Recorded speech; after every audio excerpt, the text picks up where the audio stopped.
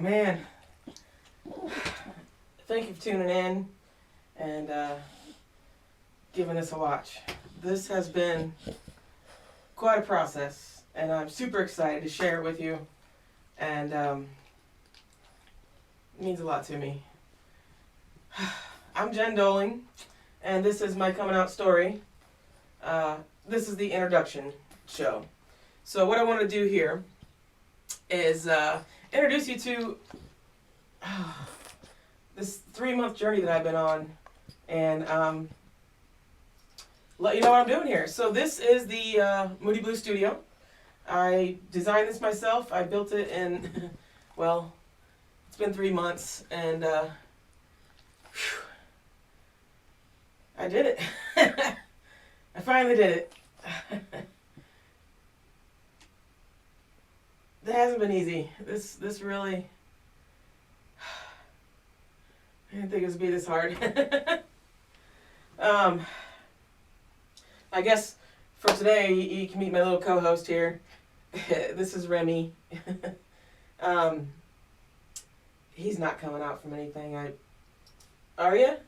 That I know of, but if you do, it's okay. I love you anyway.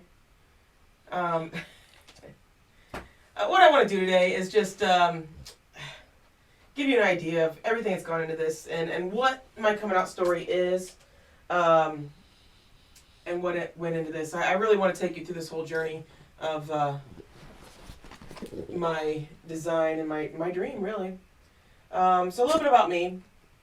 I live in Indiana, and I'm 41.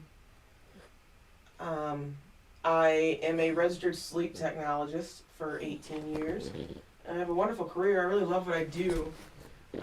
But if you're anything like me, the last, several years have been just awful.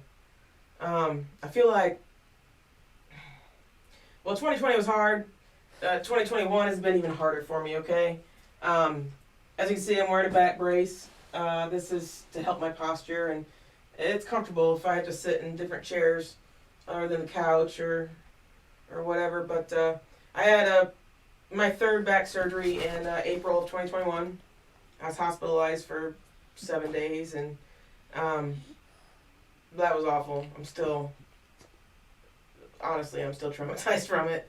It was the worst pain in my life. Like I said, I've had 3 surgeries, but this one took the cake. This one I was hospitalized, and I still have nerve damage in my left foot. I have to wear these sliders. I don't know if you can see them. Sorry about the lighting. Man, look, everything's been hard, but I had no idea lighting would be like one of the hardest things to learn. And clearly I have a lot to learn because my jerseys are washed out. Let's see, can you read the Moody Blue sign? No, not too good. So yeah, I had, let's backtrack a little bit. I had COVID back in October of 2020, and I'm what you consider a COVID long hauler. I still can't taste or smell very well. I lost 80 pounds in like the last 3 years prior to 2020, basically, prior to getting COVID. And it's been hell ever since. I lost my taste and smell. I still can't taste and smell very well.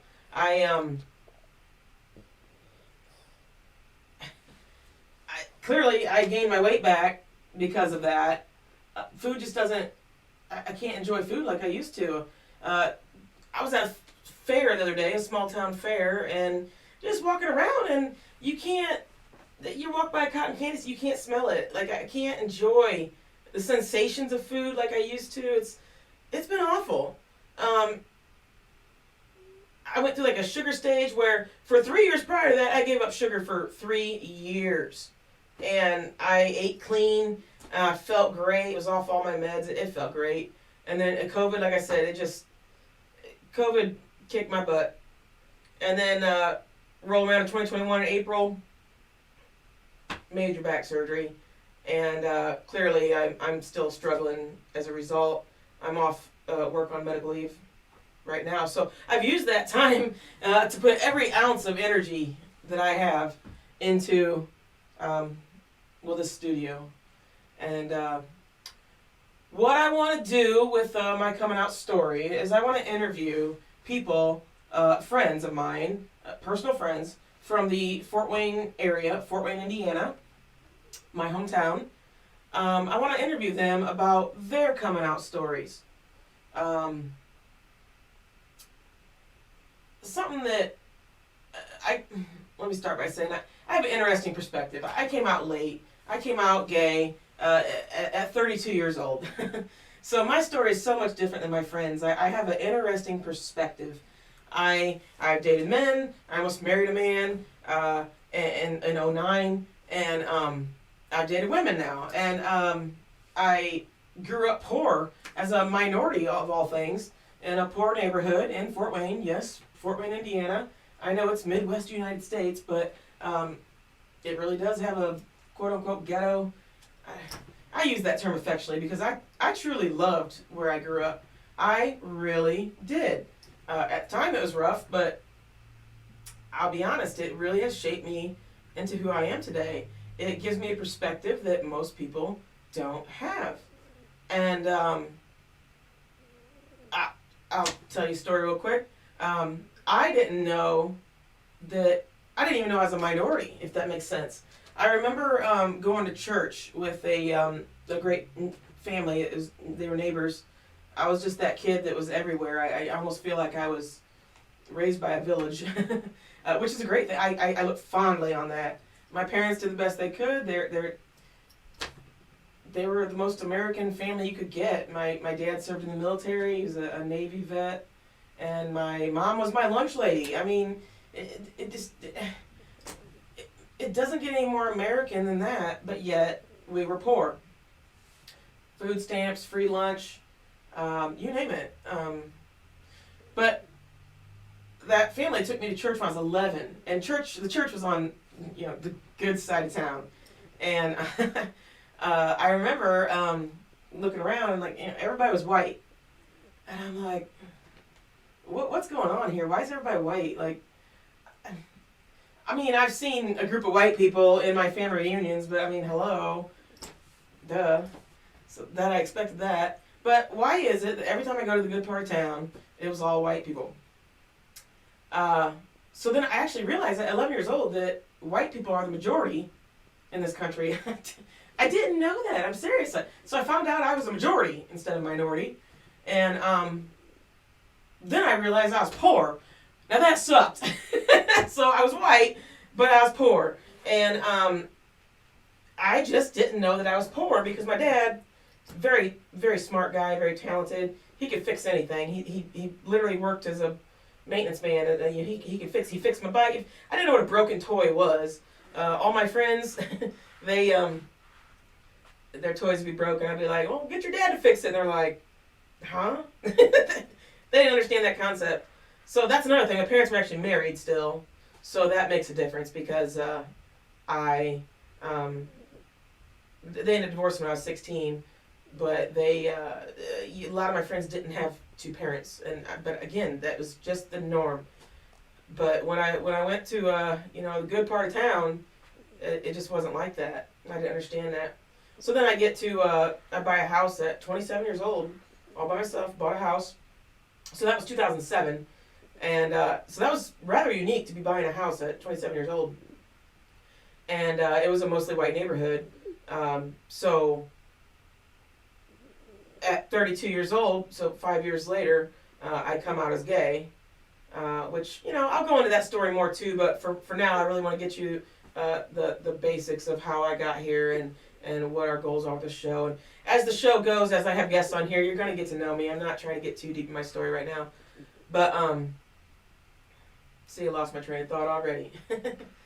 What was I saying? Gonna have to learn to edit because keeping my thoughts are very difficult.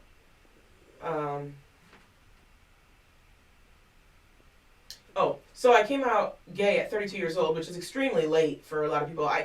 I wish somebody would have told me I was gay.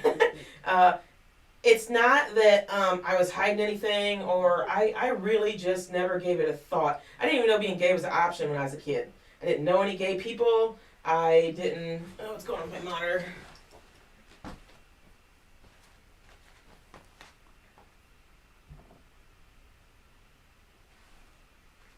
Okay. Got to reset my screensaver, I can tell you that much. Um, I think more people were relieved when I came out gay than I was. I didn't know it. They were like, about time, Jen. um, what I really attribute my late coming out story to is a purity culture of the 90s. And even though I look fondly on my church days, I went to church for about a decade, right there in my formative years, from like age 11 to about 23, where you're really just trying to find yourself and decide who you are in this world. But purity culture especially, like, was drilled in my brain, not by any one specific person or anything like that, but that was the culture. You need to be a virgin before you get married. You're gonna have sex on your wedding night with you find you a godly man. And let me tell you, I couldn't get a boyfriend for nothing in those days. All the girls around me were getting all the boys, and I couldn't get a boyfriend. And I was also taught that wait for the boy to come to you, because the man should always make the move. The man should always, I wasn't taught anything on how to date or court or anything like that. And I bought everything the church sold me. If someone told me something, I believed it. Any adult said something, I bought it. That part I regret, because when I went to college at about 18, I was very fortunate to go to college. That was another very fortunate time in my life. I truly was surrounded by great people, but the culture is what just wasn't for me. But I didn't realize that until at least my 20s, because it got me out of my bubble. I actually went to college. I went to a Catholic college, which I loved college. I loved that school, University of St. Francis, Fort Wayne, Indiana. I'll rep that all day long. That was a great, great school, beautiful campus, everything. And they were so good to me, even though I wasn't Catholic. Didn't matter. That was art college of all things, too. By the way, for anybody that says I would never use my art degree, look around. This is all the skills I learned. The computer skills behind this, which, by the way, I'm still learning, obviously, has been intense, because my computer, I took graphic arts, I took marketing, I took mostly two-dimensional art stuff, posters, magazines. But that was 20 years ago, so I got to learn video and editing and sound. I have no musical skills at all whatsoever, so that's been very difficult. But one thing I can do is design, and wow, have I done that. This has been my heart for a long time. And if you look over there, let's see, I've got little Remy's asleep already, but that picture on the wall is it's called The Moody Blue. I did that when I was 18 years old, my senior year in high school, and it's a self-portrait. Yes, that is a mullet in there, by the way. I had a mullet for like 6 years. Give me a break. Come on, guys. But that's kind of a tame mullet when you think about it. It doesn't really take away from the picture, but I remember being so, like I hated that thing for like 10 years.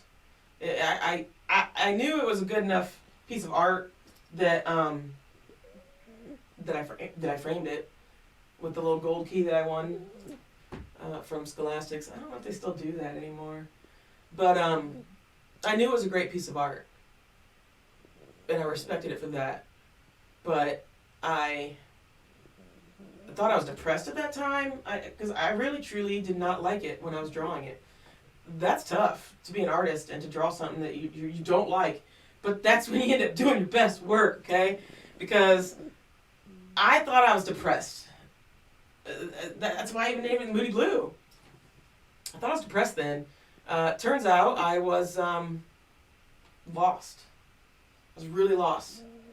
Like I said, I believed everything anybody ever told me about the world.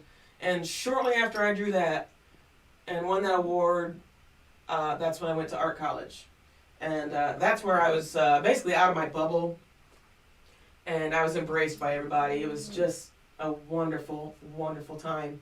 Um, you're going to see people from all walks of life and all different beliefs, all different backgrounds, races, genders, you name it.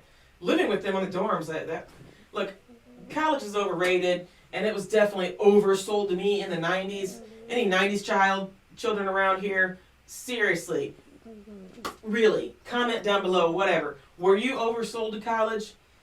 The price of college alone is insane, but I certainly don't regret going to college. I just wish it was more affordable and whatnot. I went to college for like 10 years. So the one degree I'm actually using is my art degree, of all things. Took me like 5 years to get a 2-year art degree. What can I say?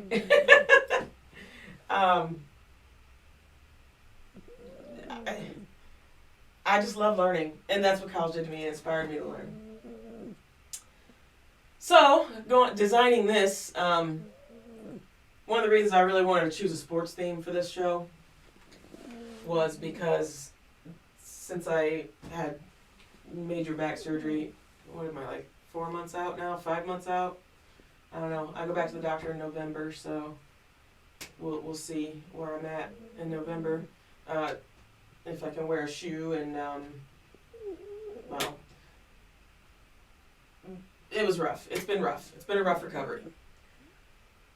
With still have the COVID problems too, but I want to design this with a sports theme because I love sports, but I can't play them anymore. I'm up to 7 screws in my spine now, and so I want to pay homage to sports that I love, art that I love, and more importantly, the people that I love when I start with my first guest in just a few days. So after you watch this video, stay tuned because I will have my first guest on, and I'll be talking to that guest about their coming out story. And not going to give away who the first guest is because it's kind of a surprise, but just know that it's someone that I've known since we grew up together, which is even more awesome because what a better way to tell both of our, we'll tell both of our stories together, really, is what I'm shooting for on that one. But I look forward to letting the world know how difficult these people have had it that are still in the minority community and in the queer community, especially in my Fort Wayne hometown that I love dearly. Remember I told you I have an interesting perspective because I've dated men and women, and I've grew up in most of my friend circles. I was the only white girl. Been poor. I've been, I don't know, not wealthy, but I've lived in wealthy areas too. So I have really been all over the map. Turning 40 was like huge for me because it made me realize I have 4 decades to compare now. And each decade of my life is different from the rest. It's been very interesting. But let's go back to how I designed this studio, and then I'll go back to talking about my guests. This studio is sports themed for a lot of the sports, especially from the 90s. I can't deny my 90s roots, okay, y'all? Okay? Bear with me. Let me start with... You can't really see him. Darn it, hold on. My iced tea that I make myself, by the way. Got me one of them reverse osmosis. Make the tea. Even the ice cubes, I made those. Those are baseball ice cubes, y'all. It's kind of like, yeah, well, anyways, you get the point. I don't drink my sugar anymore. I certainly eat it, but that's the only thing I'm doing right nutrition-wise is not drinking my sugar. All right, let's talk about the studio. I love sports, y'all, and let me start by explaining why I'm a Cincinnati Reds fan. That's Pete Rose, autographed Pete Rose jersey. That's Joey Votto. And you can't see Barry Larkin because he's, the lighting is, whatever you call that one, it's all white. But that's Barry Larkin. And the biggest reason I am a Reds fan is because of this right here. This is it right here. Let me see if I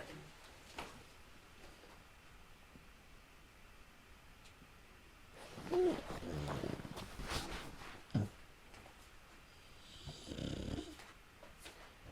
I'm going to figure out how to turn my screensaver off too. Alright, look. It's hard to see, but this is Cincinnati Reds versus Colorado Rockies.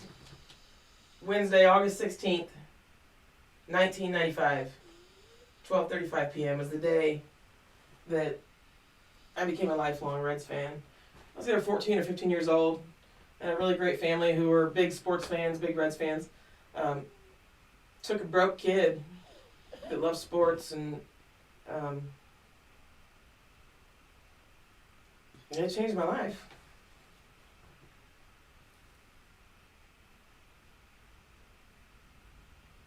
I was a fan every day since then. Because of their inspiration and their love of sports, that I didn't have any sports people in my family. Nothing against my dad was a car guy. And, which by the way is why I love Mustangs. So he was an inspiration on that, which that's great. Your parents don't have to be your end all be all, you know. Like I said, I was raised by a village, man. I if I needed something, I would go find it. And, so that's why I'm a Reds fan. So Barry Larkin is my favorite of the 90s anyway. My current favorite player is Joey Votto, and he is on fire right now. Do love me some Joey Votto. He's currently playing that jersey right there, which surprisingly turned out well. You can see that one well, but you can't see the white jerseys very well. It's too small for me because it was like when I lost all my weight, that was like my big reward to myself, was to wear authentic Joey Votto jersey, and don't fit me no more. So, well, that's all right. It looks good right there. But Pete Rose was hanging in the hall, like my hallway. Get it? He was hanging in the hall because he belongs in the hall, y'all. But now he's in my studio. So you can't see Larkin. So let me show you Larkin. He's taped up there right now. Oh, there went my precious ticket. We're gonna sit that. Let's sit that right there, right behind her. That'll be good. He's taped. All right, let me bring this to you. Man, this is just not the day to see Barry. See if you can see him over here. There it is. All right, well, as you can see, it's a paper cutout. Because why? Hey now, chill out. Because my autographed Barry Larkin jersey that I ordered in the mail supposedly got lost in the mail. Yeah. So I had to improvise, and I drew this, and I signed it like what I think he would sign it. You see that? Hey man, I had to do what I had to do. I did all this on a budget, y'all. Hey, I'm off on medical leave. I gotta do what I gotta do. So Barry, if you ever see this, man, that one was crushing. Jose came just fine. He's autographed. You see him? He's autographed. He actually shot his left, I think, middle finger off in like 2014. I was a big Jose fan too. If you're a sports fan, side note, these two played against each other in the the 1990s World Series. I was only 10, so anyways. But yeah, he shot off his I think his left middle finger in 2014 with his gun. He said he was cleaning his gun, and I'm like, Jose, man, if you'd have shot your right finger off, this autograph would be worth more. No offense to you, man. I'm sad. I don't want you to don't harm yourself, man. But anyways, so then I got Dan the Man Marino over there. Who doesn't like Dan the Man Marino? I'm just saying. He's slightly before my time, but that's because it's an awesome jersey. And he's my second favorite quarterback of all time. But my first favorite is Peyton Manning. I mean, come on. But I had to sell my authentic Peyton Manning jersey in 2016 when I had my midlife crisis, if you will. So I improvised. Wow, this is more than improvisation. Is that a word? I don't know. And look at this, baby. I know you can't see it. We'll get better with the lighting. I'll learn more as I go on. But this right here is Peyton Manning. That's the Super Bowl that he beat the Bears. And probably one of my most favorite sports moment and my most favorite, definitely my favorite moment as a Colts fan. And that's autographed. That bad boy. You'd be good, Peyton. You'd be good. How you doing over there? We'll get some better lighting on you, okay? But, yes, Peyton. Love you. It's the house that Peyton built, y'all. Plus, he's a funny dude. His brother, too. Eli, you rock. I just wasn't a Giants fan, sorry. But, funny dude. I like people with character, and Votto's got some character, too, man. He's a pretty awesome guy. And Barry, oh my gosh. Barry Larkin, you are aging like a fine wine. I'm serious. I mean, let's be honest. He's always been easy on the eyes. But I'm really enjoying Barry Larkin. He's doing commentary for the Reds. He's a Cincinnati native and good dude. Good dude. You stay fine, Barry. You stay fine, okay? Yeah, man. You stay fine. I enjoy you. I'm glad you're still working and you're doing great. So, Remy, what you doing, man? Are you bored? Come here. Come on. Come here. He's genuinely bored, you guys. Come here, buddy. Come here. Show him your Reds jersey. Come here. You want a treat? Okay. This right here, y'all, is my, you can't see it too well, but I want to mess up the camera. So when I had surgery, I got back from the hospital. That's my grabber. Yeah, it's on the other side. When I had surgery, I couldn't reach anything, so I got a tool cart. Doesn't get any more gay than more lesbian than this, y'all. I got a tool cart. And so now, yeah, I got my grabber on the other side. Dog treats if I need it. Here you go, Emmy. Let's see. Can you see the... Here. Go on. See if we go over there. There you go, buddy. I have another dog, too, Daisy. She's just older. He's... You know you can get up there. Come on. What are you doing? You can get up there. There he goes. I have another dog, too, Daisy. She's also a French Bulldog. She's a little older. So she'll be 10 this year. And the couch is definitely more interesting than the studio to her. She's unimpressed with the studio. Let's put it like that. This little guy's got to follow me everywhere. He's almost, could be 2. So he's in like that awkward teenage stage where he's just got like this abundance of energy.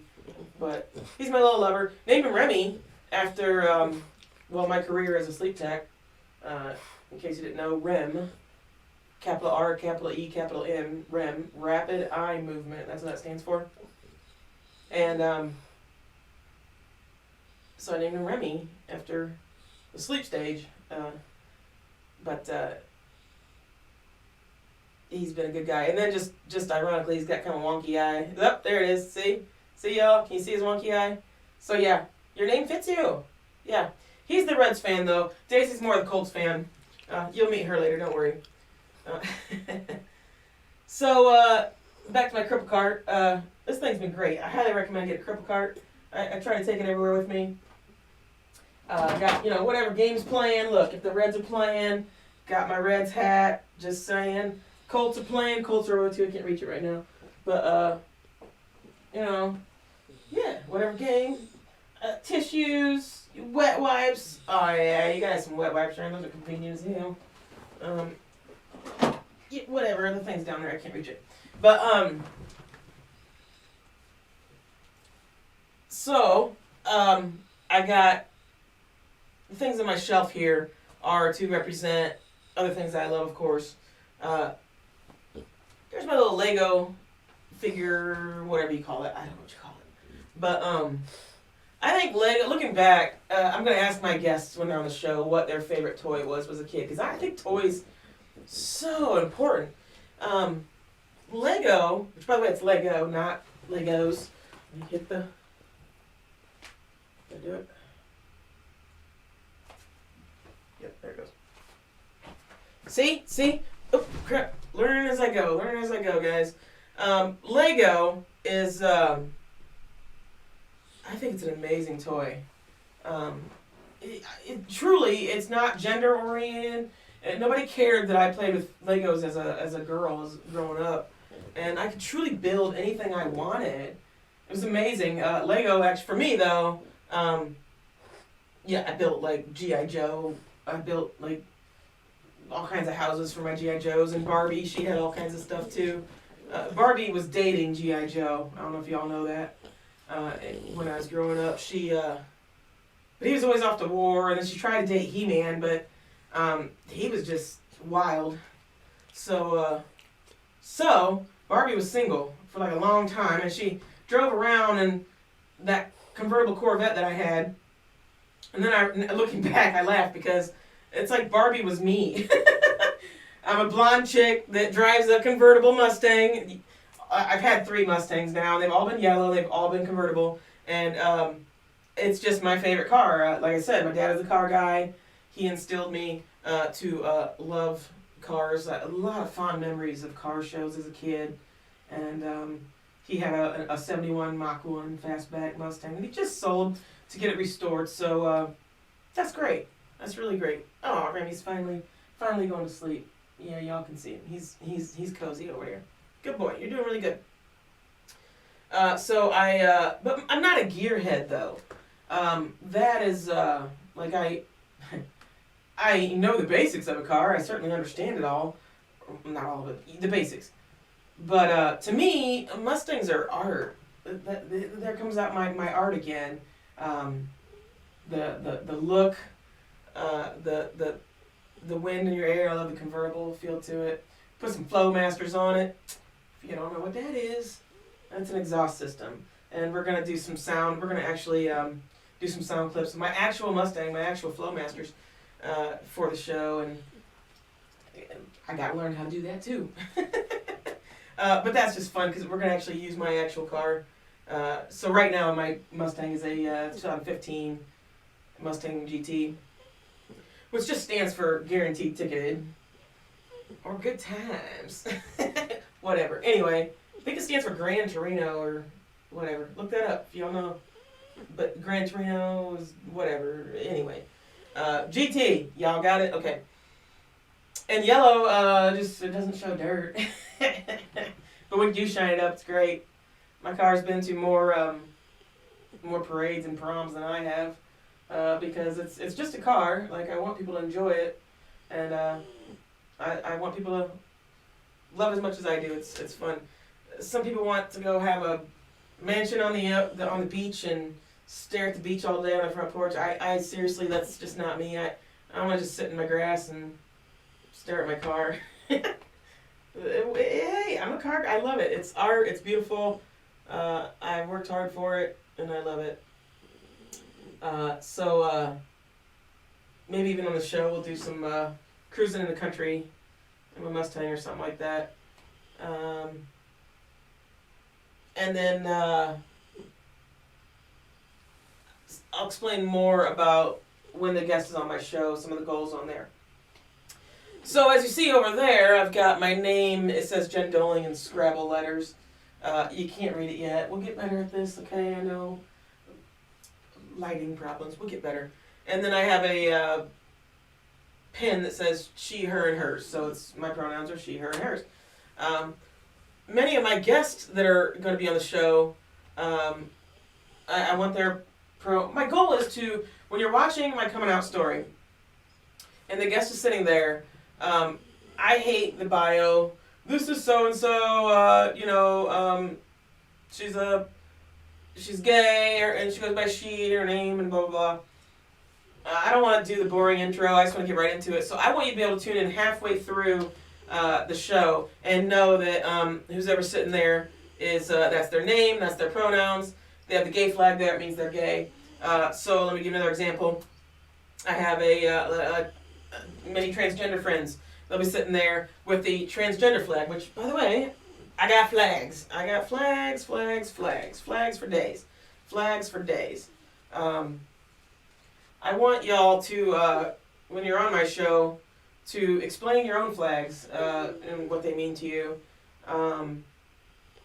Did you know that there's a lesbian flag? Like, there's several of them, actually. This one's a lesbian flag. I don't know if you can see that. Is it washed out, the color? This one's a type of lesbian flag. That's like a lipstick lesbian, which I'm definitely not. This is an ally flag. Can you see that? If I have a straight person on, which I certainly will have many straight people on, you guys, and you don't have to be gay to be here, because I'm going to have also what's called a Whatever Wednesday show. I'm going to try to upload it every Wednesday, but,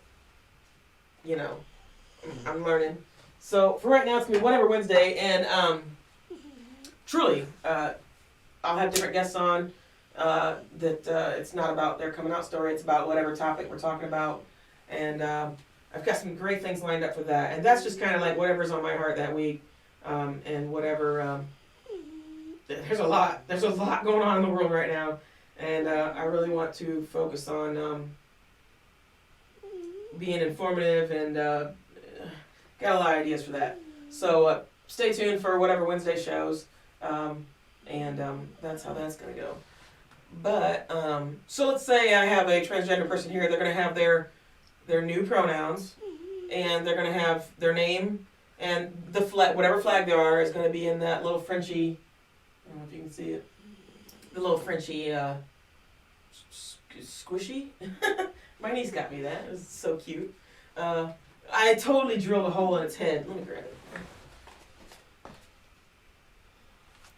Totally. Whoops. There it is. It's a little squishy. And, the lesbian in me actually used a power drill, and I screwed it in there, and stuck a flag in it. So there are any lesbians out there that truly relate to the lesbian flag? I just don't. I didn't even know it existed for the longest time. I just I'm gay. I don't want to be with men, which is weird that I spent my whole life being attracted to men too. That's interesting because I grew up very attracted to boys, and someone asked me, do you think you were born gay?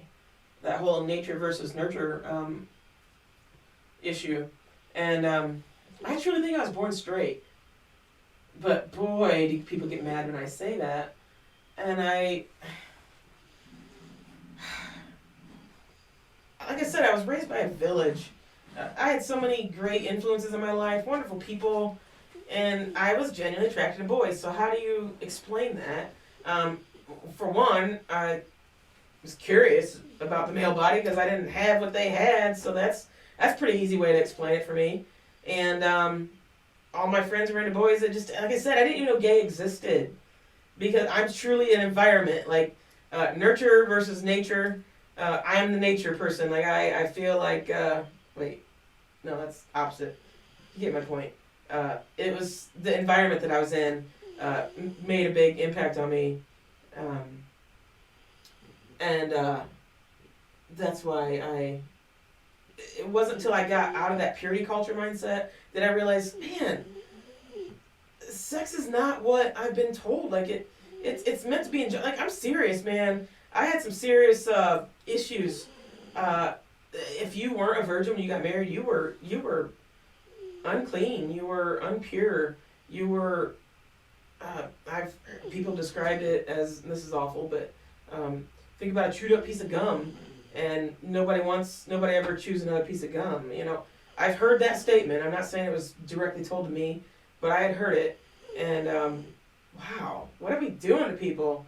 Why do we put such this emphasis on sex? And I don't know, as I got into my 20s and 30s, and it's really not that big of a deal. Man, I feel like my brain is still scrambled from purity culture. I never learned how to date. I still to this day, I rarely will make the first move. I can't, I don't know how, I don't know, I was never taught that. So, with that said, we get into my whole decade of basically my 30s, where I left the church. I left that. I'll post a whole video, it's about 45 minutes long, of my deconversion from religion and how I kind of got out of that. There goes my screensaver again. I'm not trying to, I don't want to go in detail about that right now. That's not the point of this video. But if you are interested in that, I will post a video of my deconversion, if you will, from religion.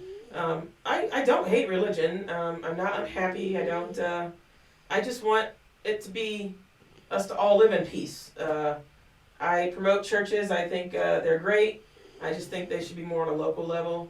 And I even have a guest coming on for a Whatever Wednesday show eventually here, talking about the great things that his church is doing on a local level, because that's how I feel churches are and should remain. And in the 90s, my church was more on a local level. We had just a simple parsonage, and it was just a lot more simple back then.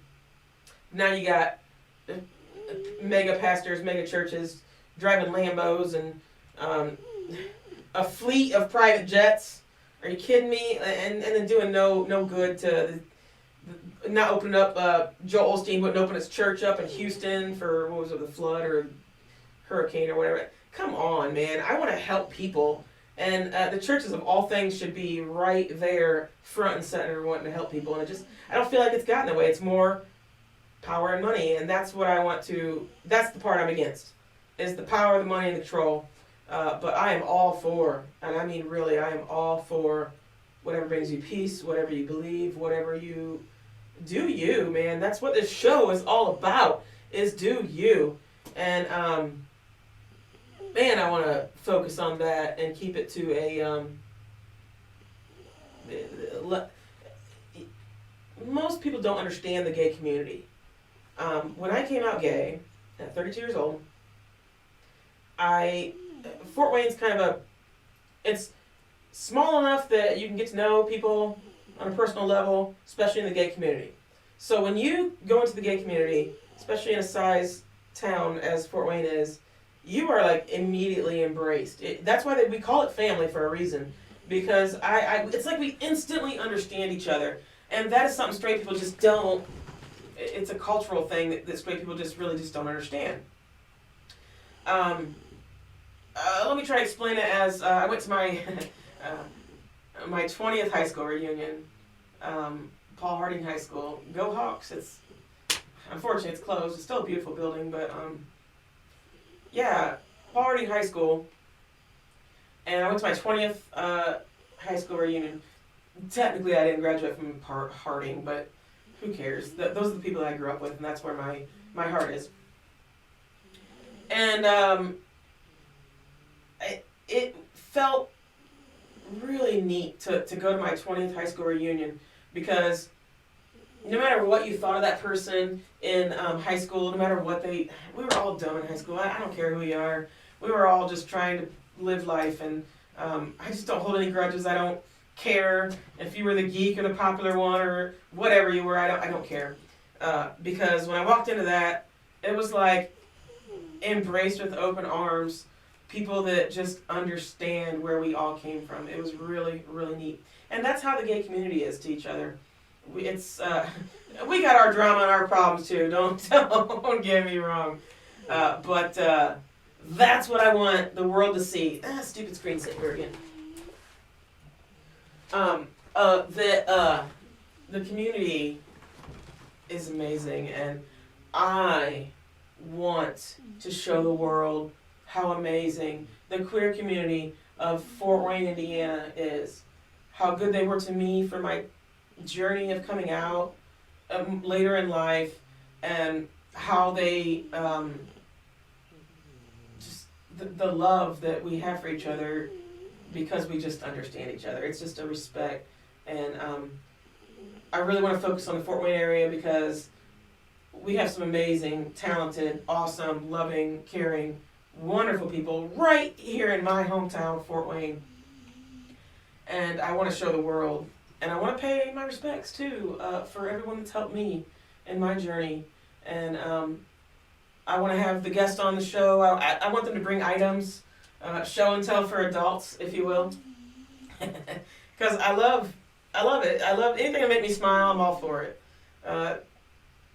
Tangible items, I don't care, whatever. I love things that make me smile, and so I want them to bring things, and we'll put them on the shelf. We'll do whatever, and talk about items that are important to them, topics, you name it. Some people went through religion, and that was, they don't have the fond memories that I do. Some people went through sadly abuse and things like that, and just had it way harder than I did.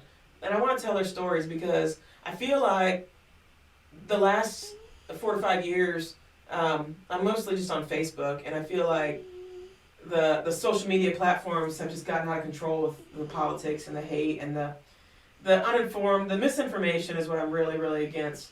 I used to really love Facebook, and I'm still on there, and I will remain on there because, well, I'm nosy, first of all.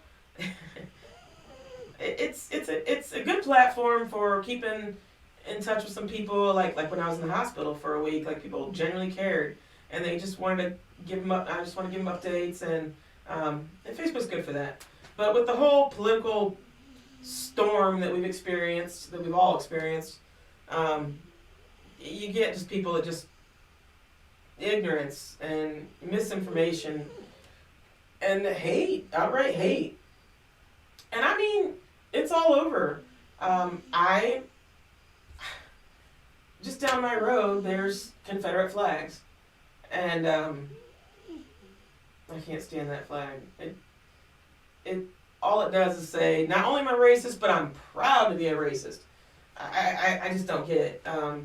It's my heritage. Well, I'm German. You will not see me flying no Nazi flag. That's my heritage. Unfortunately, it is. I'm proud to be German, don't get me wrong. Doling is an extremely German name. But Germans understand that, yes, you can respect your heritage. Yes, you can pay respects to your history in so many different ways, but continuing to fly a flag just so you can show how proud you are to be a racist is just, I want nothing to do with that. If you're flying a Confederate flag, I don't even want to talk to you. I really don't. That's the ultimate hate. Now, I can disagree with a lot of people, but when it comes to the politics that have hurt my queer community mostly, and that's another thing I want to show on this show, I want you to hear it right from them, from the guests, how they've been impacted by this hateful culture that has just treated them as inhumane. And I'm going to have all different ages too, so you'll see how the different generations have been affected. But it's a real thing. Don't take it from me. Don't take it from some stupid little post you see on Facebook or something. Take it from my actual guest who's living it, still living it, and what they've been through. And I want to create a discussion. I want to... It's not about arguing. This is a safe space. I make that very, very clear on my disclaimer.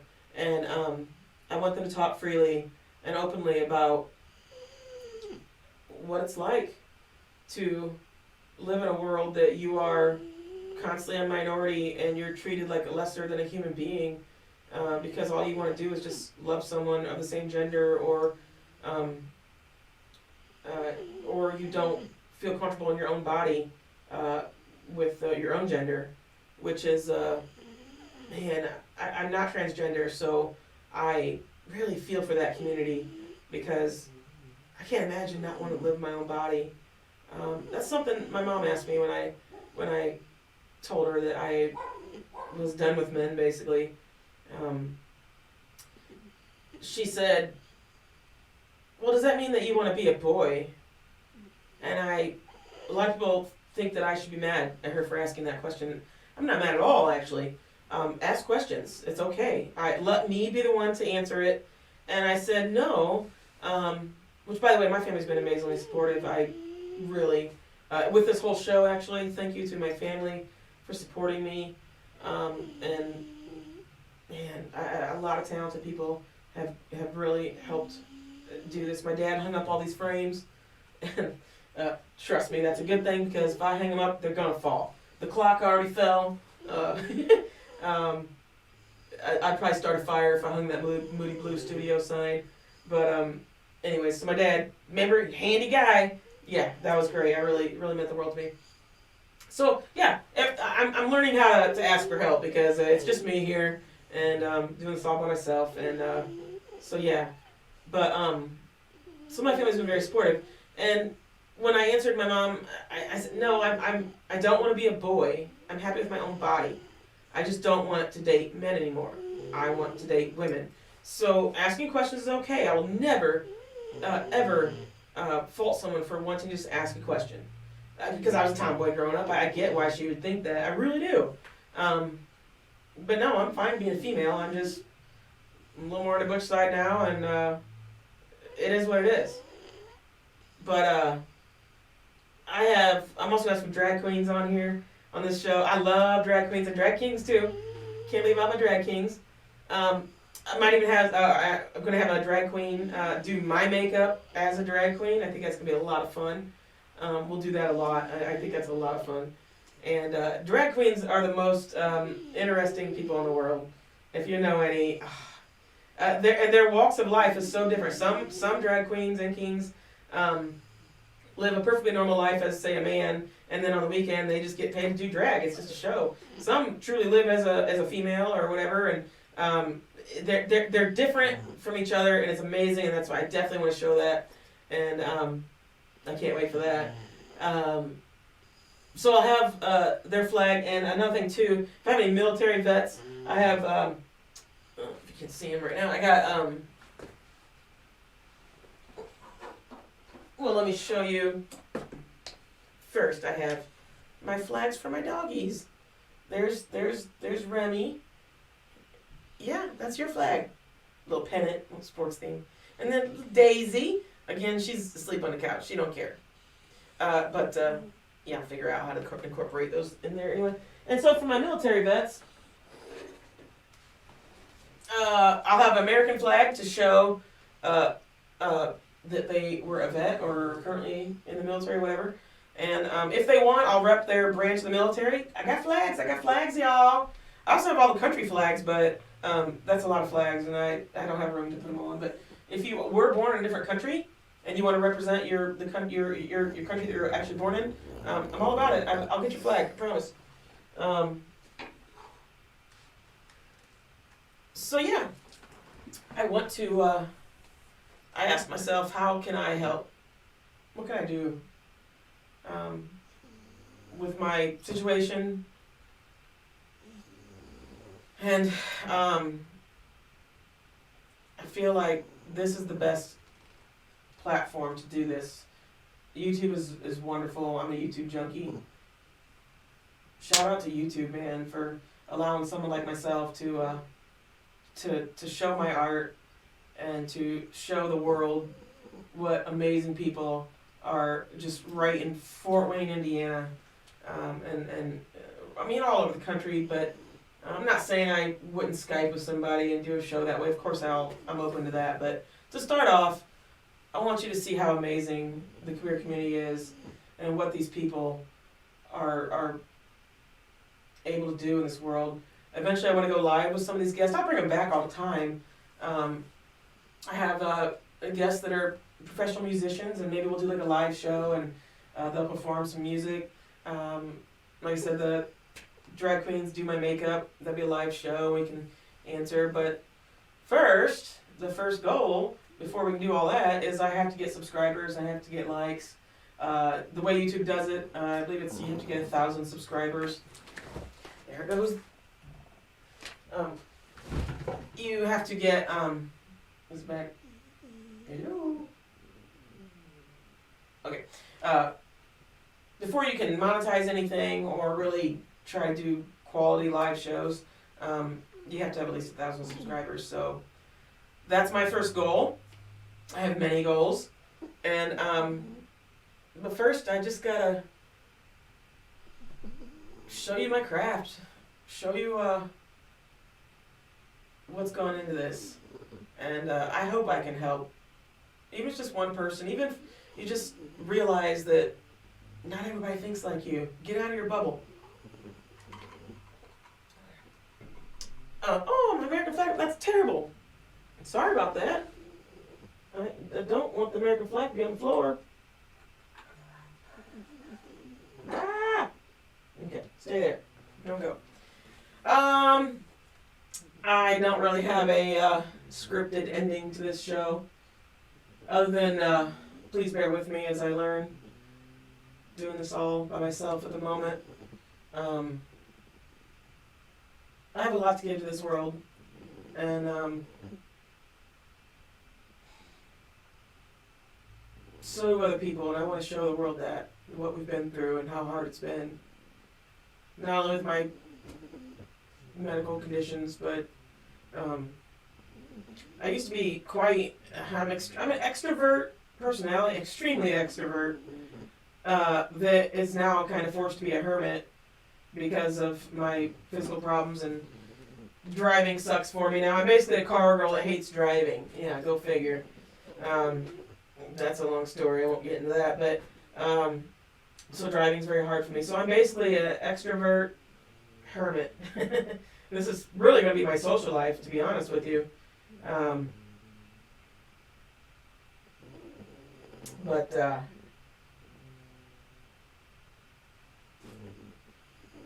I want to pay my respects to everyone that's been an influence in my life. I can't do it with money at the moment. I can't help everybody, but I can do it one guest at a time. And I want to make it a comfortable, respectful environment that they can be their true selves, and then the world can see how amazing these people are. And you'll get to know me over the course of this too. And one big thing going into this that I had to accept for myself, other than hating to be on camera, I never liked being videoed. And multiply that by gaining all my weight back and looking like crap. I did do a good job of my hair. I did this myself. Yeah, man. I'll show you the products and all that stuff later that I used. Combination of my art skills and good products that I'll explain that later. But so for like 10 years, so in my 30s, after the college stage of just working like 3 jobs and starting my career in my 20s and buying the house and all that, then I get into my 30s and I buy a house right behind a bar. Now that was fun. And the reason why is because I didn't know that, alcohol makes everything easy. I could actually, the house that I bought was behind a bar, walking distance from a bar. And that bar was like the Cheers of, like, it was like the social, whether you drank or not, that's where you hung out. And what I learned very quickly is that if you got alcohol involved, I can get a dude. It was great, man.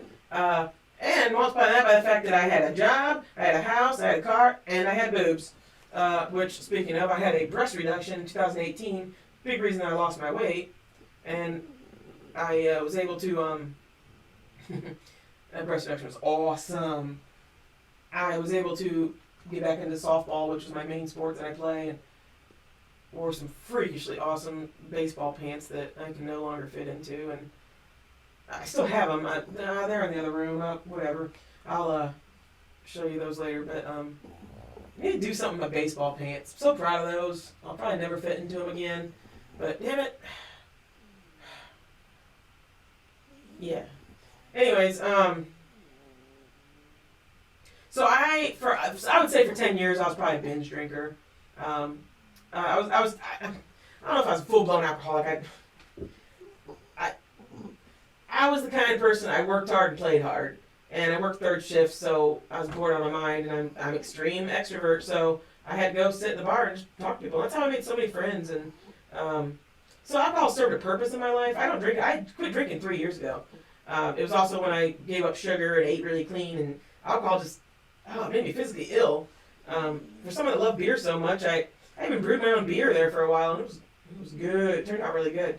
I gave you the worst farts ever, but damn, it was good. So it's like alcohol served a purpose in my life that because of that purity culture mindset, I had no skills, and no clue how to date. Just inexperience. I'm still kind of inexperienced in dating. I really haven't had many like long-term relationships compared to most people. They're 41 years old. That's okay, but I have used my extrovert personality to make many, many, many, many good friends and connections, and that's good. That's a good thing. But so drinking was just a tool. It was just a tool. I don't. Let me tell you. I have come to terms with, I'm at peace with everything. I'm at peace with all my crazy drinking stories.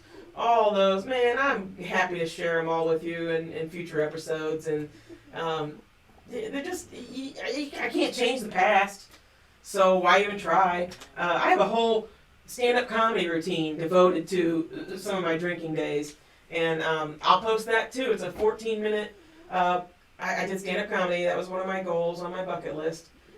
To do a real stand-up comedy with a real live audience, and I had friends driving 2 hours to come see me, and my friends really, really showed up for that one. That meant the world to me. I will post that video. It's from 2014, so the quality obviously sucks, and I don't know. The commentary wasn't bad. I was I was really proud of that, and I'll definitely post that so you can see my first and only time doing stand-up comedy because. After I did that, it was like a one-time thing, man. It's like jumping out of a plane. I just do it one time, you're good. For me, anyway. That was also on my bucket list to jump out of a plane. But I was always too fat, usually. You gotta be like 235 pounds to do that. I don't know if you knew that. There's a weight max for jumping out of a plane. And I've borderline, I think the lowest I got was 170 pounds. And then I had the neck surgery, so... I ain't jumping out of a plane when I got 3 screws in my neck. Not gonna happen. So that's over. But so I did the stand-up comedy, and I never really got much of the urge to do it again until about February 2016. I actually took headshots and hired a great photographer, and she took my pictures. So I had a whole skit ready, and then. Well, I'll be honest, Trump got president in 2016, and I feel like I lost my funny for like 4 years. I'm serious, man. It's been rough. It's just been rough, man. It's been a rough time. And now that it's like, I'm not a super Biden fan, you guys. I really just don't care about the dude. I would have voted for a used tampon over Trump from how he's divided the country so bad. I never really was political up until then, really. I just wasn't. I'm really serious about that. And now that I'm gay, I see a perspective that the civil rights, people are just being squashed in this country. I want everybody to be able to be themselves and to prosper. I want people to be able to pay their bills and have jobs and healthcare. Oh my gosh. I feel very, very let down by the healthcare system that I work in. I have a medical license. I work in a hospital, and this is nothing against my boss or my employer. I'm talking about hospitals as a whole. I work in the healthcare community, and I'm struggling so bad with everything. Everything. It's been rough. And if I can help someone, I want to do it. Thank you for watching this. Thank you for giving me a chance. Please, if you want to support this, hit the like button, subscribe, tell a friend. I don't know. I'm very open to comments, suggestions. I am learning. Man, am I learning. Here goes that. See, that's one thing I'm going to fix. I'm going to have to learn that. I really want to help the world, even one person at a time. So I'm open to suggestions. I'm open to a lot. I'm willing to look at all sides. I'm willing to give it my all. This is my all right here. This is it. So tune in to my coming out story. I'm Jen Doling, and thank you so much.